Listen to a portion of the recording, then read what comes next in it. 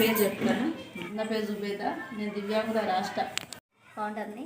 ఇక్కడ చాలామంది దివ్యాంగులు సోలార్ ఎల్ఈడి లైట్తో పాటు గార్మెంట్స్లో యూనిఫామ్స్ ఇలాంటి లేడీస్ సంబంధించిన వస్త్రాలు అన్నీ కూడా కుట్టబడతాయి.